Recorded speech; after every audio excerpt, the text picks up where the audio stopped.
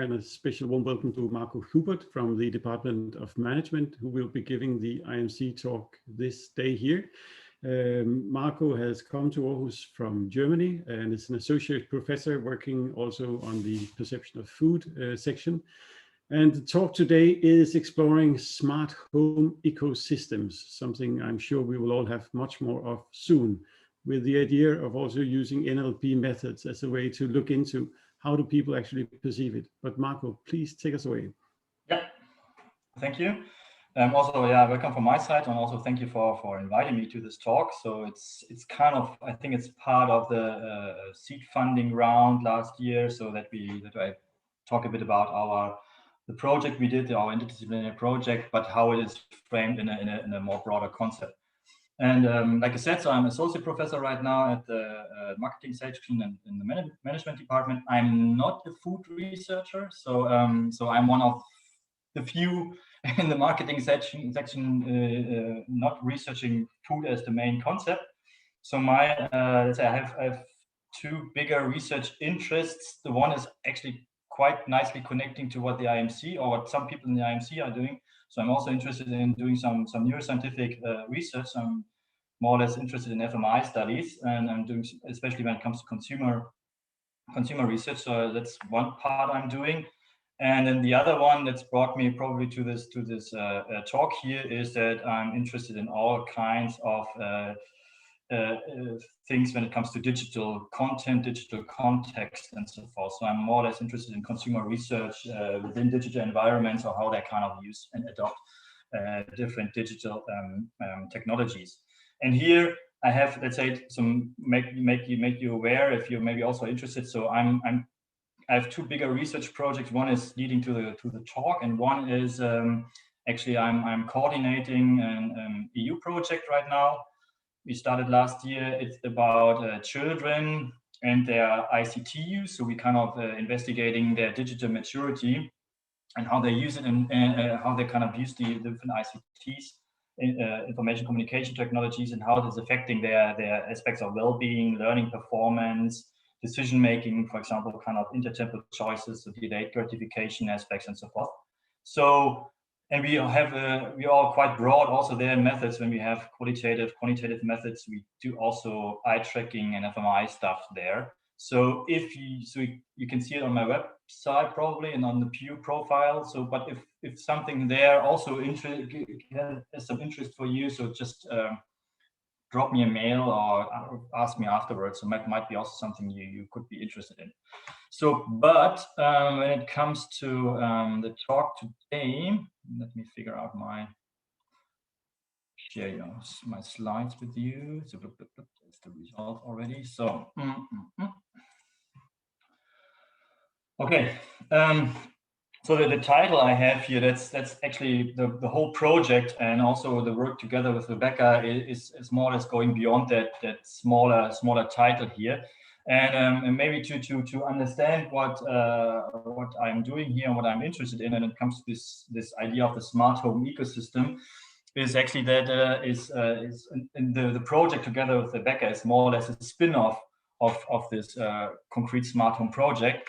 That we have we finished this year a project funded by Industriens Fund on a smart home ecosystem, or on companies figuring out if they want to be in a smart home market, if they create smart devices for a smart home, or what actually the smart home thing actually is. So it was a quite a company-focused project, because we integrated companies in different facets of their business models. And the idea was actually, and this is starting an anchor, what leads me then to the research we did also in the IMC funded seed funding project, is that we started with these, let's say, with these 6 categories you can see here, right? So we started with companies being part of one of these categories, and having building devices, or at least acting, or at least having their markets in these categories. And the interesting aspect was that companies, as they started in the project, mainly were thinking in their silos. Yeah, so a security company were thinking if they should create a smart camera or smart lock or something like this, or if they should improve their existing smart locks. So they were looking at what their competitors are doing, what is the current smart lock market wants, and so forth, and kind of were iterating in that silo. The problem is that, and this is also what we showed in our research, is that cross-category integration actually creates the value of a smart home. So it's not the device itself or the single device; it's the cross-category integration. So the company started quite fast in figuring out they have to build either collaborations, they have to think about their boundaries, especially sometimes also integrate competitors in their thinking in order to start creating the value. They even have gone a little bit further on that one, and that's something like cross-industry integration. So if we think about security, if we think about cameras, if you think about health measures and locks and so forth, so we can also think about having business models together with insurances, for example. So that's insurance is not a smart home technology, but is an industry interested in specific smart home relevant data, maybe, in order to create some kind of products for themselves. So the overall idea was that the companies were figuring out that it goes beyond their silo thinking, so they have to kind of broaden up their issue. And what drives them to broaden up their perspective was actually what my part was in that project, and that was consumer research. So so we were mainly interested, and that leads to some aspects here. So in the beginning of our project, or my part is, so we started in end of 2017. So the devices at this time point were more or less digital in a way that they kind of were connected to an application on your phone. So they weren't really smart or connected with each other.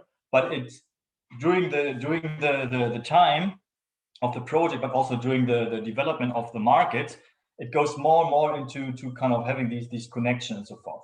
And for consumer research, what my main interest here is right now, what then develops into the project, is on the one hand, we create this smart home assemblage of different devices, cross-category devices, is creating different human-object interactions, yeah, or relationships. So the one aspect is that it's a quite static, quite controlled human-object relationship. That's the below part. So you have an application, you open and close the door by your application, you kind of switch on a light or not by an application. Then you have a more complex relationship. That's the relationship between you and your smart assistant, like an Alexa, like a Google Home, and so forth. Because it's actually voice controlled, so it can actually, so that if you allow, it can think by itself. It can make routines and so forth. It can work with the routines. It's not only kind of so you can allow more flexibility. The relationship gets more complex if you want. And then what's the interest in a smart home assemblage is that if you allow your devices to be more autonomous, to be more free, to be more flexible, you start creating object-object relationships. So a smart assistant actually can act as a hub, creating value by controlling other devices without a human interfering their routines and so forth. So therefore, this assemblage creates a quite nice research interest. One research interest, that's paper one, that's I'm talking a bit about today, is about actually when and how and why maybe consumers are interested in building this smart home, let's say, ecosystem, this assemblage of different devices from different categories. That's actually one interest. And so the kind of more or less adoption acceptance technology. And then in paper two, this paper one is actually more or less in the writing stage. So we have all the data, we are kind of analyzing, we have analyzed some of the data already. and we kind of polishing some aspects, but it's already in the writing stage and should be submittable and before the summer break, hopefully. We will see if we go into a lockdown again and my kids are at home, maybe that might make things more complicated. But and the paper 2, that's more linked also to the IMC funding. That creates an interest, goes more into depth when it comes to these human-object relationships. Yeah. So in my part, I have a business reasoning for that one. So it's interesting in creating use acceptance, higher use pattern, and so forth for giving companies interest in developing products and kind of getting something out of it. But of course, it also has a nice effect. Maybe I talked with Rebecca about it, kind of a semantic aspect of how, or linguistic aspect of how people are kind of talking with these devices. So there might be something already in it as well. So these are the 2 papers. So I want to talk briefly about it. So I first start with the paper 1, which is actually based on so that's more or less related to the title I had. And because here we were more or less interested in figuring out what are the drivers that people are kind of intending to use devices across categories, and how they actually use devices across these 6 categories you have seen before. Yeah.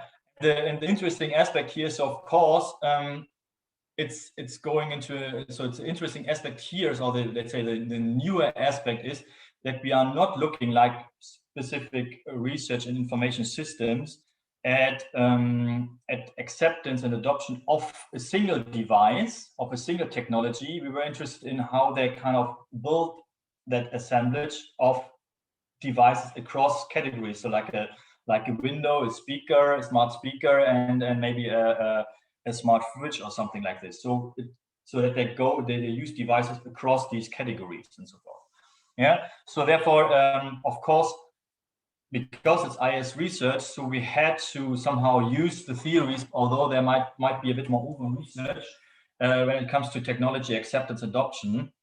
So there are a lot of models out there, and one of the, let's say, the kind of combined models is the UTOP model when it comes to unified theory of acceptance and use of technology.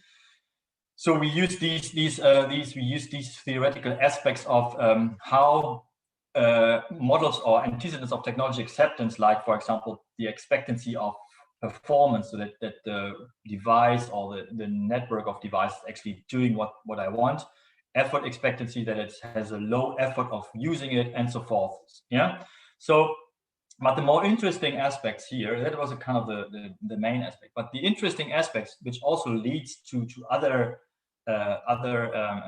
forms of research or other methods used, is actually the lower part. It's the tension between consumers' perceived value from personalization versus trust and privacy issues. Yeah. So because on the one hand, if we think about this cross-category integration, if we think about using different devices, they have different complexity, and the value they're creating is based on how personalized they are. So they should learn, we should allow them to learn when we wake up, to switch on the lights, to dim, to switch on the heater, or to make our coffee or whatever. That's maybe you've all seen some of these videos how the smart home is working, but it all is based on learning behavioral aspects of so how I am behaved, but also maybe also from the family and so forth. And this personalization is of course associated with data collection. So they're collecting a huge amount of data of your behavioral aspect, they're analyzing it, and then I try to personalize the routines for you. But this is creating the values, and if the consumers perceive this as value, so they see that personalization creates this value of making it more convenient, make it more effective for them of their daily routines. So then they probably will use these cross-category assemblies even more. But this data collection this data or the cross integration of technology also creates trust issues, yeah, in manufacturers, in providers of these devices, but also when it comes to, so research also showed that creating privacy issues, so what happens, or security issues with regarding to the data they're collecting, what happens to my data, and so forth. Yes, so there is a tension between allowing the systems to collect the data, to personalize the use of the different devices to create value for me from a company perspective, from a consumer, and then finally for a company perspective. But on the other hand, it's creating issues with regard to trust and privacy and data security and so forth. Yeah, so, and this tension, this balance, we have to figure out how it's actually affecting, what's actually driving the use of it. Yeah, so therefore, from out of the project, we had so the whole paper has 3 studies in, and I show you 2 of them because it's linked to Rebecca and to the RMC. The first study is actually the quant study. It's just a survey study, which setting the baseline of what we think what drives cross-category use. But we figured out something in our data and also in our results, but also based on the literature, which were kind of had an intention for us to also dive deeper into what people are talking about. Yeah, so we cannot find everything only having fixed closed questions and having this conception, having these structured equation modelings and so forth. We also wanted to know a bit more about their use and so forth, and figuring something out there. So we did a survey where we explicitly asked people about their experiences, about privacy issues, if they experience some negative aspects, positive. But also, and this was, let's say, I say it more unsupervised data collection in a way that we were focusing on some kind of topic modeling. And I will come to this at a later stage.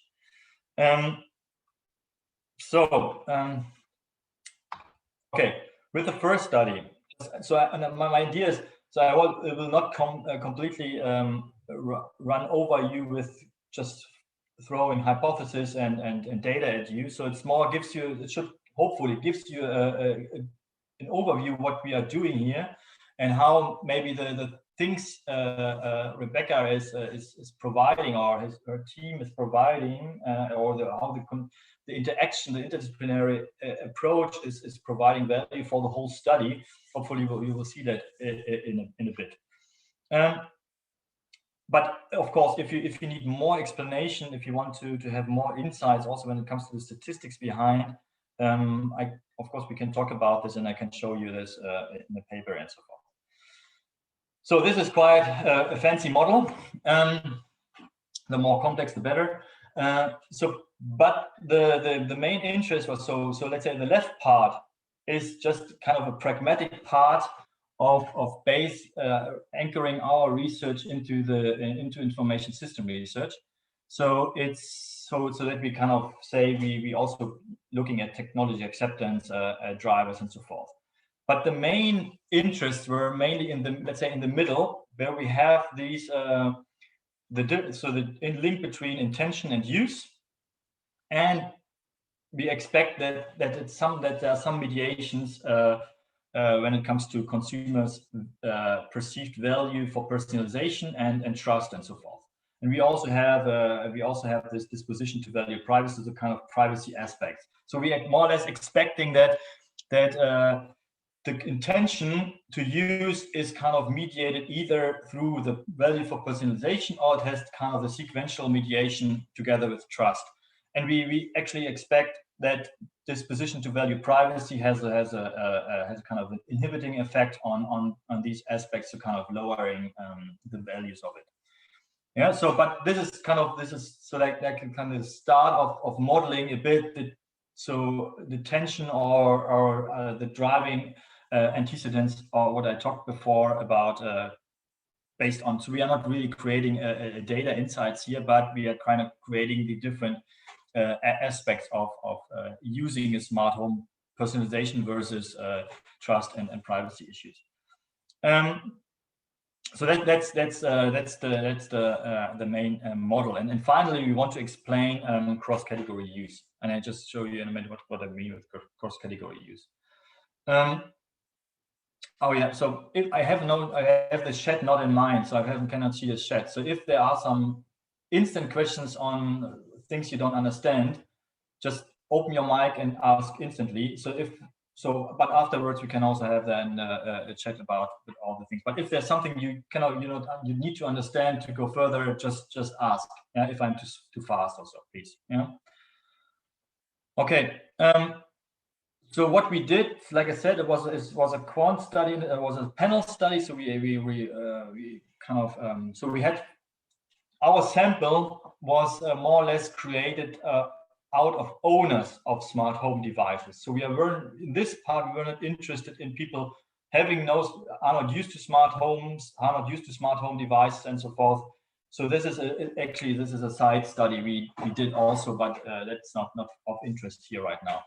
So we kind of filtered the panel with regard to the familiarity of a smart home concept. At this time, as we started this research, so I not say that we have the real definition of a smart home or connected home, but we provided our definition in order to fix the people to a specific mindset. So because there were you can have a lot of subjective opinions about what a smart home or connected home is and so forth. So we fixed them to specific minds and asked them if they are familiar with our definition. Yeah. Then of course they should have rented or should own an apartment or house, and at least should own a device which is not a smartphone. So a smartphone is actually not a smart home device within one of the 6 categories. Yeah. So this leads to around 1,400 participants. We had 4 European countries where we used it. 1 pragmatic, because of the Industries Fund. So it was actually the markets of the companies. But of course, we also had a reasoning behind that, so these countries have a different diffusion level of smart home technologies. So they were in the different stages of the percentage of diffusion of smart home technologies. So we more or less used kind of established scales for our antecedents. And cross-category use was built more or less on an index score. So we were not interested in the amount of devices they own. We were only interested if they own devices within one of these 6 categories. So it was not of interest if they had 20 home smart speakers and only 1 window. So that doesn't mean that that gives them only a 2. If they had 20 devices in 20 smart speakers, it gives them only a 1 within one of the categories. Yeah, so we only were interested in the cross-category use and so forth. So it created an index score here. So now a small text wall.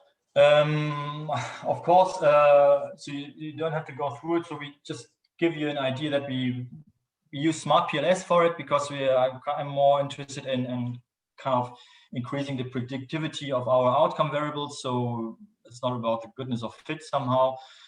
And we did all the criteria, the quality criteria of checking discriminant validity and content validity and so forth. It was more or less fine. We had some smaller issues, just smaller issues with two antecedents of the UTOT model, but it was okay in a way that we still could keep them as separate constructs based on literature. Yeah, and so it was more or less fine with this one. What we found and what then leads us to the different other studies was actually that, of course, we see in the upper part the UTOT model is actually predicting quite nicely the intention to use. That's accept enjoyment. That's fine. So that's proven just that the model still works. But the more interesting aspect was actually here that we couldn't find a direct effect of intention on cross-category use. So the intention was not directly driving the cross-category use, let's say. So what we found was this mediation effect through personalization, or the sequential effect through personalization and trust on category use. So so that gave us a first indication that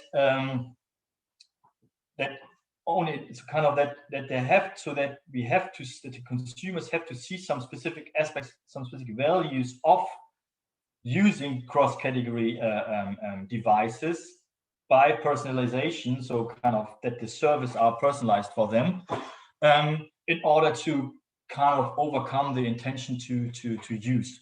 Yeah, so that gives us the first impression that beside, and you can see it down here, of course, habit is also one of a main direct predictor, but that's seen in literature all the time. That if you are used to something, if you're frequently user, that gives also a high intention or high probability that you also will use other things, kind of cross-category things in the future. But it was the first intention that from the aspects of personalization versus trust and privacy, that the so consumers' value for personalization is actually a quite important driver, while trust is still significant here, but it's not that important as we thought about. And also privacy disposition has more or less no concrete value here.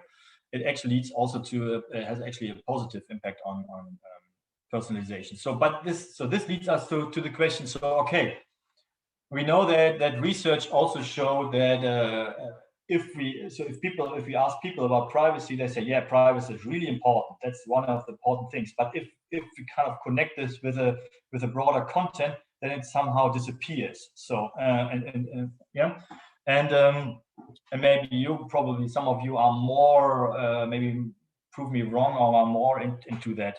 But overall, we were kind of a bit, yeah, what actually is trust and privacy not really important, or what is the underlying, or maybe we couldn't really figure it out because of our setup, of our experimental setup, of not catching, because we only asked for general use or general trust and so forth. So maybe we couldn't really figure it out what is actually there. And therefore, and it's also in the IS literature and in other literatures, is actually that we then added now a more qualitative approach to that. So usually in my research area, I usually do kind of focus groups or interviews before you go into a quant study. So but in IS research also appreciate it if you take it the other way around. So if you do a quant study and then add something to it by qualitative stuff. And this actually led us to our two studies. One, more explicitly asking consumers about their experiences, about trust aspects, about privacy, as we're explicitly asking them and see what they're talking about. Because one assumption is actually privacy, trust, and security issues are playing, they are getting important if the consumer are having an incident. Yeah, so they're not having these privacy issues on a general level, but if they experience an incident, then they kind of generate privacy issues and so forth. So we need to ask them more directly, maybe. That's one thing, to see if they say, yeah, I have trust issues, and then they mention somewhere else an incident, so kind of a connection there. But we also wanted to see if, when people are, let's say, broadly talk about their smart home use and so forth, their device use, what are actually the different topics coming up? And this leads to the work together with Rebecca. And I don't know if she's here, but I can talk about it. But if there are method questions, I cannot not really answer them, because that was her part. So, but I have at least an idea what we have done. So overall, the idea was now there are two main questions we had. The first question is actually, so when we look into, let's say, for example, into forums, yeah. And when people are talking about their use, when they open up posts and when they're commenting on things and so forth. So first question is actually like the survey study, more or less. So what are people really talking about? So could we figure out topics of themes they are talking about, and how does these topics connect back to our quantitative results? But question 2 was more or less, so what happens if we look specifically for, let's say, trained aspects of identifying privacy, mentioning issues of security, talking about trust and so forth. So what happens if we kind of look specifically for these kind of submissions, people mentioning these words maybe, and or subwords to it? So these two questions we were interested in. This is actually this one aspect of the IMC funding, helping the quant study to get more and more details here. And we used here Reddit data because on the one hand, because I think that some other, let's say, if you use Twitter data or other data, it might be too short, and we already also we're interested in people using it. So we are not interested in non-users. We were specifically interested in users of it and to see what they're talking about.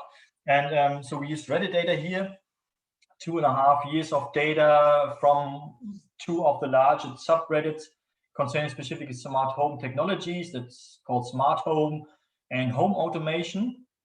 And we extracted a different amount of text elements, submissions and comments and so forth. And I show you in a minute the structure we have used for analyzing or for kind of pre-processing or kind of structuring the data. Of course, we did bot cleaning automatically and manually. We used the stop words cleaning and so forth. And this is something Rebecca can probably talk more about it if there are concrete questions. And the LDA approach was used for kind of having these topic models.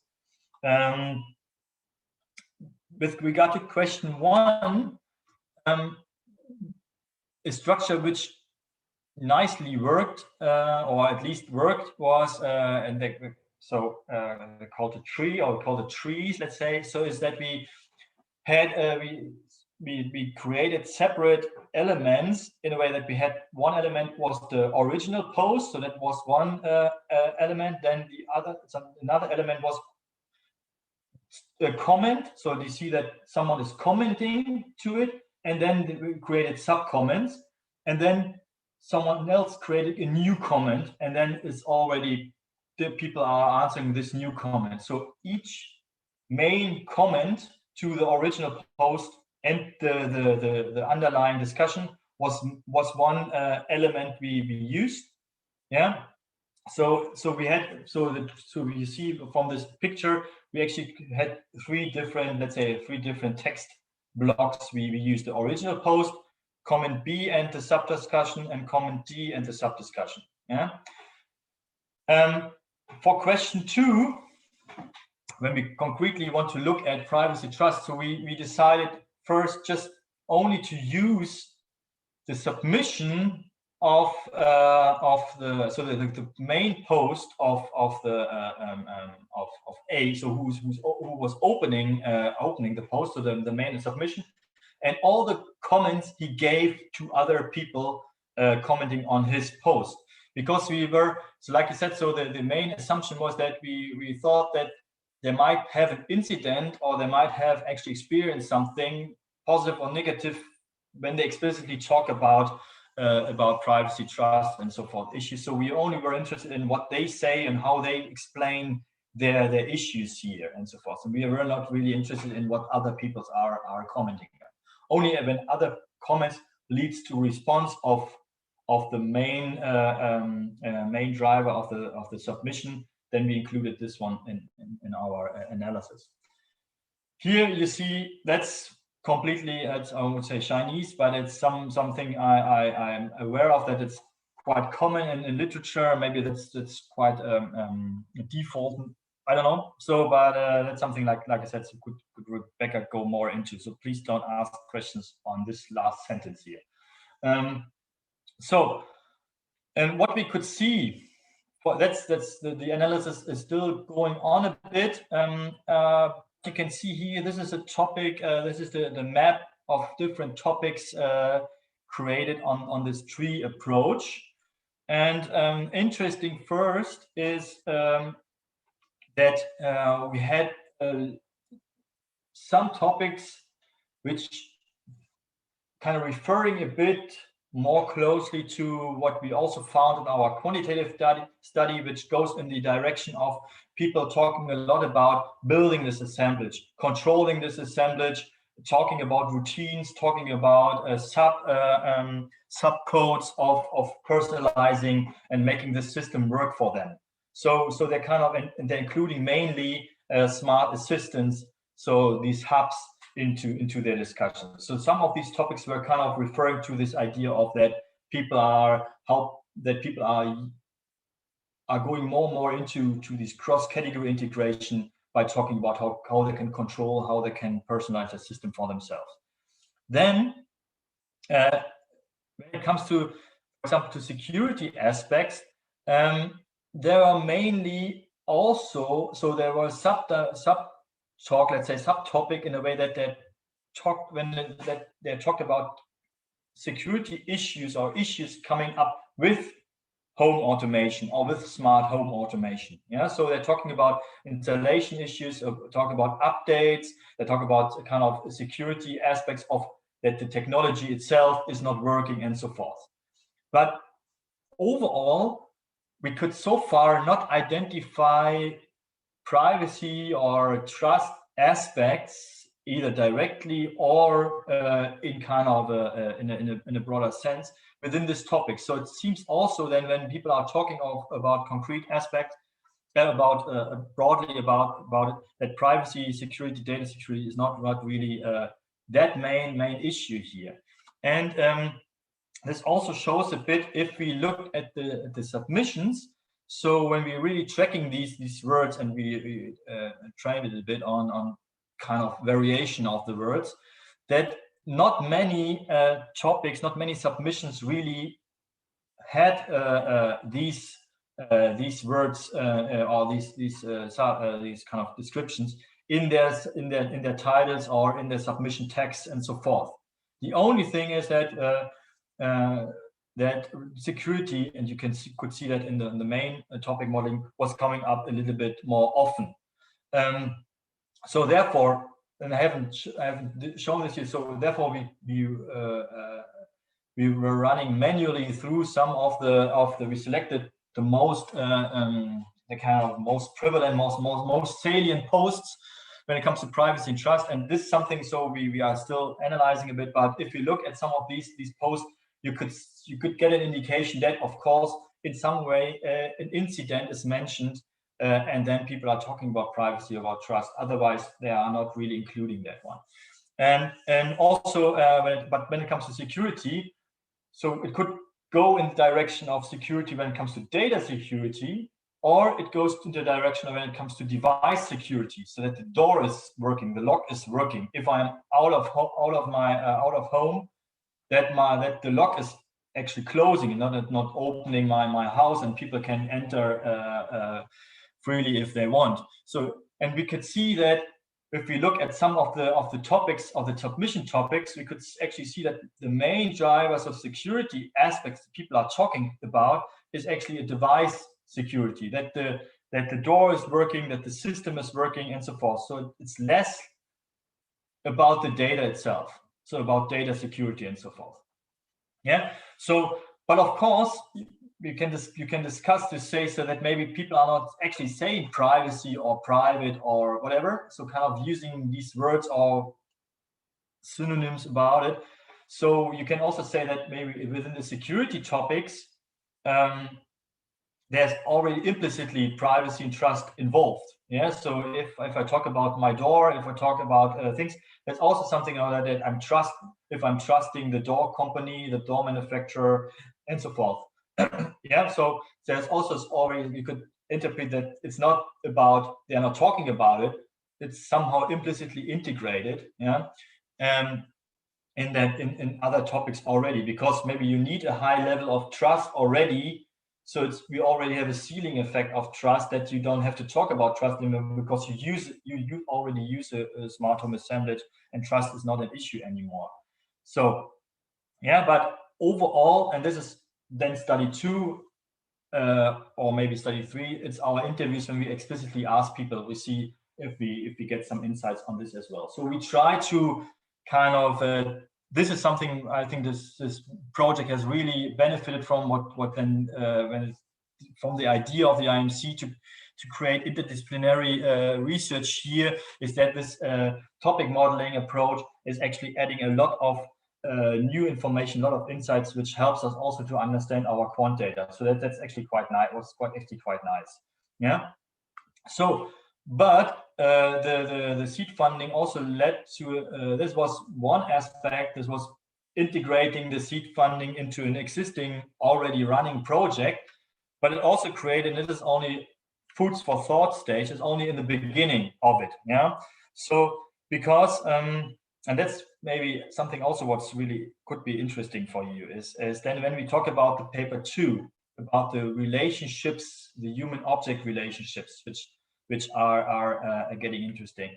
And here the theoretical background, it looks quite heavy, but actually is a nice paper in a journal, in a marketing journal, and it's talking a bit about how, on the one hand, human and objects, or consumer and objects relationships can enable the use of smart of device, enable the kind of experiences that you get positive experience from the object use and so forth, but also restrict, so kind of having constraining experiences. And they talk a bit about, so they have these different roles. They talk about an agentic role, so that if you drive the relationship, you drive the enabling, or the object, your smart assistant is driving, enabling this relationship. But we also talk about that this whole assemblage is driving the communal role, that this whole assemblage is. So if you're feeling more comfortable with, you see that the smart assistant is switching on the lights and making coffee that makes you more convenient and so forth. So the whole relationship itself enables you to use it more, to allow more and so forth. And this research also is more theoretical. It shows different roles. Yes, you have these master servant roles that you find in the relationship theory as well. So when it comes to, you have the partner role, so human and objects are acting as partners, so they're kind of sometimes they hate each other, but sometimes they like each other and so forth. So kind of acting in a way like this. This is really, so I think this is an interesting thing, because it's because, like we see, an easy thing is when I talk to Alexa, it's more like I talk to a machine, I talk to a software, I talk to kind of, I know that there's some mechanics behind. But for example, if I see my kids talking to that to Alexa, they are talking like it's more human based. Yeah, so they think it's a human behind, so they have a more natural relationship building already, and they allow the system more to do, while I'm more restricted. Restrict the system to do something for me. I'm just waiting on what it's doing and so forth. So this actually gives an interesting perspective on and how we are building these relationships. In consequence, then also how it affects the further use of it when it comes to also kind of building business cases and so forth. And here, last but not least, then I'm more or less finished, is this is ongoing. Yeah, so actually, I think Christoph is not here, right? So is Christoph part of the IMC, Nivo? I don't know. So I'm part of this digital literacy course, and I already have a lot of data based on. So we are starting also here with some Reddit data, but we did it a bit broader because we are not only interested in smart home devices, it was actually also in smart devices in general. So I need to pre-process and analyze these kind of data. We actually also working on a survey, thinking about doing a kind of a longitudinal study, more or less, to kind of see how relationships are evolving over time, and also having some thoughts about doing some kind of prediction modeling behind that, in a way that either what we find out in our Reddit data is predicting behavior in our surveys, or we just use our surveys to train some algorithm on figuring out some topics in our Reddit data. So I think the other way around would be nice, to kind of figuring out how people are talking about so on the one hand, of course, we want to see if we can see some topics here related to these relationship models. Yeah, so maybe only the master servant is right now prevalent and not the partner. So of course, to see if this theory is seeing in some data. But on the other hand, I would also interested to see how people are talking about the relationships, and how, and the form, maybe some kind of linguistics aspects of the semantics of how they talk with them, how they give them orders. Yeah, so because sometimes you say, hey Siri, do this and that, but some people also say, hey Siri, do this and that, and if Siri is doing that, you say thank you. Why you should say thank you to a machine? So right. So, but if you have these, let's say, more human, more empathetic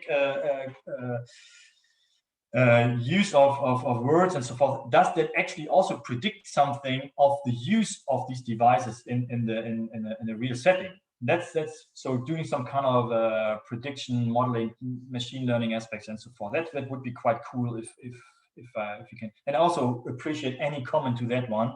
And so forth. So, all right. In a nutshell, it was a quick ride through what I'm doing and what the funding we're going into. Yeah, and I'm more or less stop sharing it. I'm more or less open to questions and points of discussions. Thank you, Marco. The screen is open for questions and comments or suggestions. Just shoot in what you have.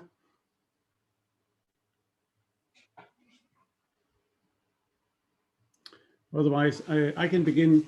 So I didn't know this paper by Novak and Hoffman before, Marco, but it looks very interesting to take kind of this assemblage theory approach to it, to the meeting between Internet of Things and consumers. Right, because you get kind of agency, I guess, both on behalf of the objects and behalf of the users. But would you have any hypothesis about how would that be reflected in some of the data that you look at? I mean, theoretically, it looks like a nice stance to take, but does it have any implications for the hypothesis you would be formulating and for how you would be looking at the data, that you take that approach as opposed to kind of a more, you can say, standard idea where you have humans that do things and objects that are somehow in the world? Yeah, that's a good question, and I have no concrete,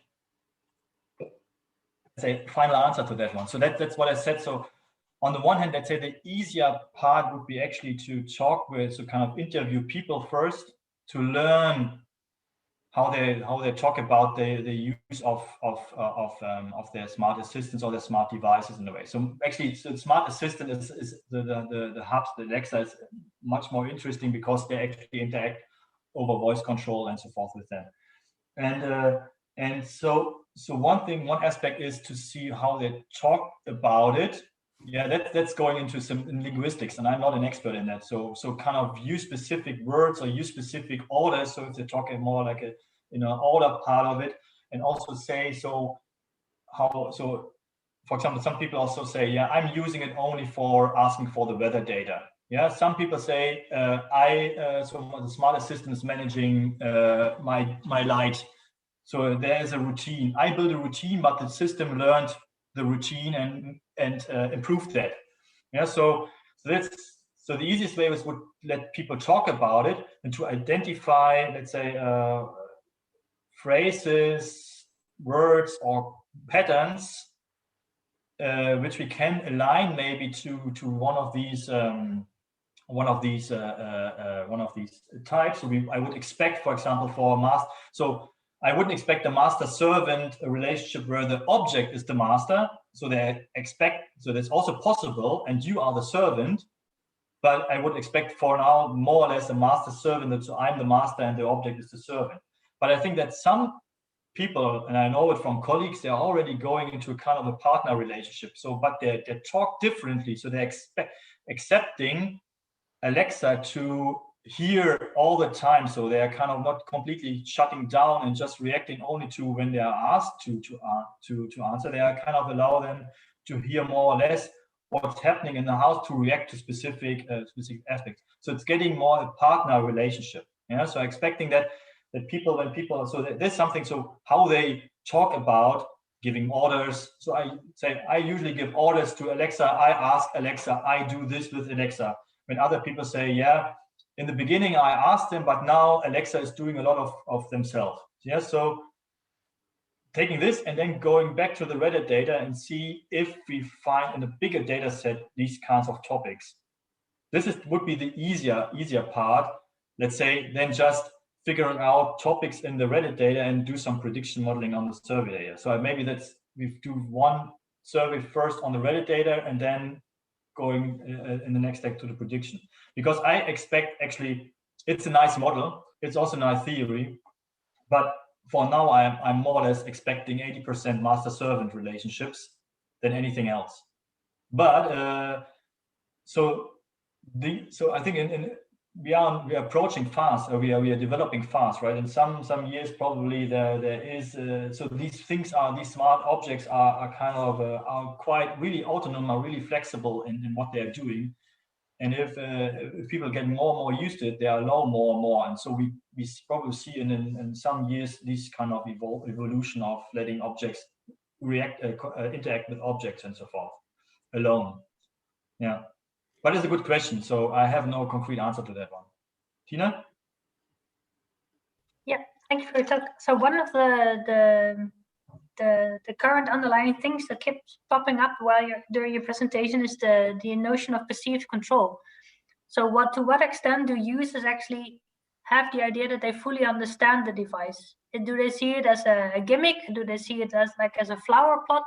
Or do they see it as an interactive possibility with many options that they fully understand all the possibilities from? Because I think that trust would then be related to understanding and having an idea of the extent of the possibilities. So is it something that you looked into, or? Oh, that's a good question, and that's actually quite philosophical, what I would say. So I also so usually when we talk about trust, so that's a quite prevalent but a more implicit frame behind. So we are not talking always that I trust someone. You can show it by, because I'm interacting with you and I'm sharing some information with you, or sharing money with you. So that means I trust you. So you can see it by the behavior, right? So in some ways. So, and that's something kind of so you're not really talking about, yes, I'm trusting you. So that's actually what we think that's somehow misleading in our data, in our quant data, that we actually ask them. So because I think we can, that's interpretation I made from the Reddit data, that not talking, that when people talk about the connectivity and the control of the devices and build subroutines and kind of evolving within the system or with the system, it actually has an implicit trust aspect already in there, right? So because we know that's because we know that there are kind of that there are kind of different manufacturers, different providers, different companies behind that. And if I allow the system to evolve, and if I allow the system to be there, then there should be some trust behind it. But I think that that's so not directly measurable. So in a way that we ask people about it. So right. So that's probably some experimental stuff you can do to see if trust is a moderator there or mediating something, whatever. Yeah. So I think so the thing is, so I cannot really, I only make abstract interpretation of trust. So we can see that trust somehow, if we ask them, so somehow it's working. It's not that it's not working, but it's not a really high important topic. And so we assume more that if we look at owners, that they kind of already have a specific trust level, which they're not explicitly talk about, they have implicitly established it already, right? Yeah. Because I think one way to view trust is that there's a certain amount of uncertainty there. So that if there's a lot of uncertainty, there's very little trust. But I guess like the longer a consumer uses their products, the more habitual they become, and also the stronger their trust will be. So maybe even regardless of the company that actually provided the device in the first place, but the trust with their object that they bought, like the more personal responsible or the more personalized it becomes, the higher the trust it will get over time. Well, okay, this is maybe a different question, but I think it was an interesting way to where it might lead. Yeah. But actually, so with the trust issue, so we have another data set where we kind of differentiated between owners who kind of wanted to go further and owners who stopped using it, or and like I said, so there were, we also had some risk aspects, risk facets in, but one aspect was actually that trust was a driver of owners, but in a negative way. So because of lower trust, they were not intending to use or to kind of go this path. So like I said, so it's probably trust, importance of trust. You probably will see more of people not owning these devices, but intending to it, or owning these devices and stopping to it. But this gives them still, again, an indication that trust and privacy security issues are more connected to concrete incidents. Yeah, because if you can explicitly say, so my data was stolen by someone, or my door wasn't locked when I went on a travel, so someone could go into. So it's affecting your trust into the door. So you can explicitly more talk about it. But on a general level, it's different to figure out if they really are into trust. So if you go then on to specific, this is also actually what we do with the study too. So we actually ask them concrete. Do you have negative experiences, and see if they talk about trust. If we ask them, so do you have trust? So is there something what you want to talk about, trust or privacy? And some people say, no, I have no issues there. And they haven't mentioned any issues with regard to negative experience. But some people said something about, I had a negative experience here and there. And then within this question, they also mentioned something, so I'm not trusting this device anymore, something like this. So that's just superficial, but we probably can see more of this in the data. So therefore, in a nutshell, I don't think that trust, so some people would say, oh yeah, cool, trust, privacy, security are not, so we don't have to spend time on this. We only have to go for personalization. And I would say, no, please don't.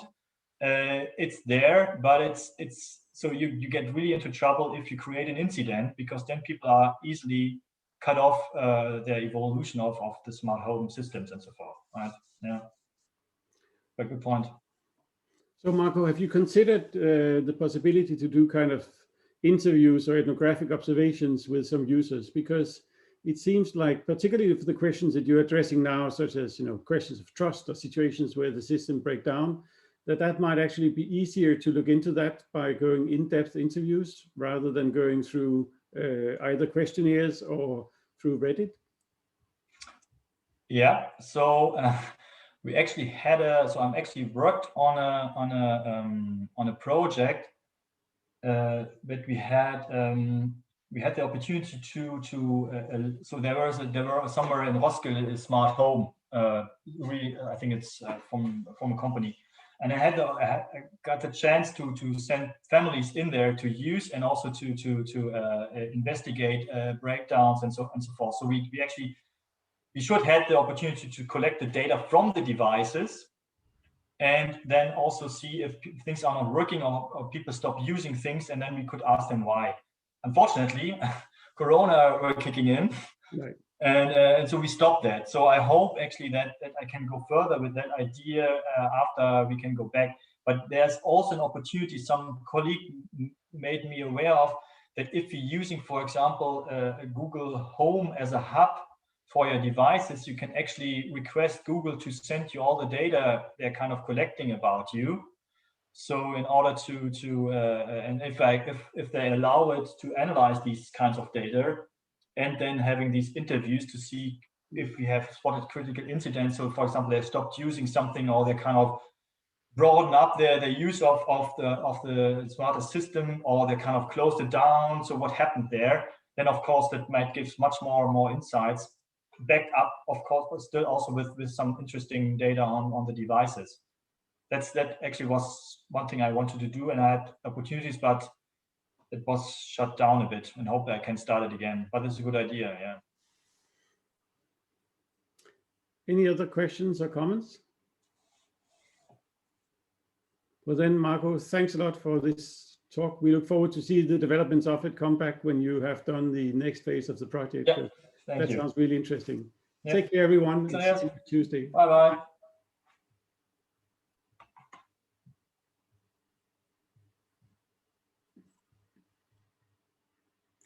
Er det med det?